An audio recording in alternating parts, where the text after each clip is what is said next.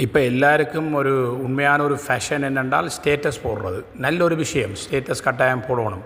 பிறந்தநாள் வைபவங்களாக இருந்தாலும் சரி, திருமணம் த்துக்குரிய ஃபோட்டோஸாக இருந்தாலும் சரி, நல்ல சாப்பாட்டு வகைகள் எல்லாம் ஸ்டேட்டஸில் போடுறீங்க, கடவுளுடைய பாட்டுகள் போடுறீங்க, நிறைய விஷயங்களை நீங்கள் போடுறீங்க, மிகவும் சிறப்பு. ஆனால் ஒன்றை நினச்சிக்கொள்ளுங்க, உங்களுடைய ஓன் அப்ளிகேஷன்ஸில் நீங்கள் ஸ்டேட்டஸில் போடுறீங்களா, that is don't worry about that.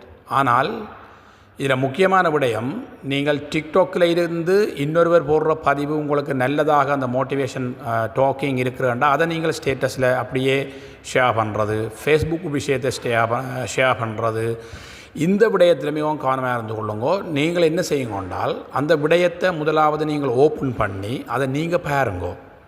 நீங்கள் நினைச்ச விஷயம்தான் அங்கே போகுதா என்றதை நீங்கள் நிச்சயமாக பார்த்துட்டு அதற்கு பிற்பாடு நீங்கள் அதை ஷேர் பண்ணுகிற பொழுது நீங்கள் நினைத்த அந்த மோட்டிவேஷன் சொன்ன நபருடைய ஃபோட்டோ அல்லது ஏதோ ஒரு இமேஜை சொன்னால் அங்கே வரும்.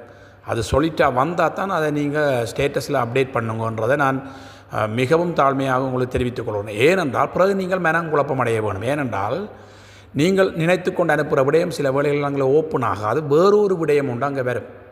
வருகிற பொழுது பிறகு நீங்கள் குழம்பிக் கொண்டு நிற்க வேண்டிய கட்டம், கன்ஃபியூஸ் ஆகுவீங்க.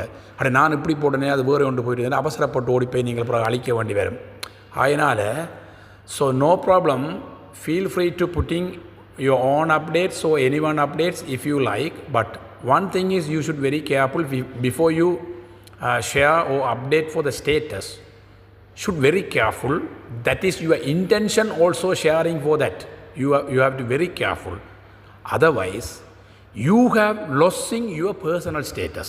நீங்கள் அப்புறம் உங்களோட தனிப்பட்ட ஸ்டேட்டஸை இழக்க வேண்டி வரும். இவர் இப்படி ஒரு ஸ்டேட்டஸ் போட்டிருக்கார் என்று விமர்சனங்கள் வரும். இந்த கருத்து நல்லதாக இருந்தால் லைக் பண்ணி ஷேர் பண்ணுங்க. என்னோடு தொடர்ந்து வாங்க. இந்த சேனலுக்கு கூடாக நிறைய புது விடயங்களை நான் உங்களுக்கு பகிர்ந்து கொள்வேன். மீண்டும் உங்கள் குமரேசன்.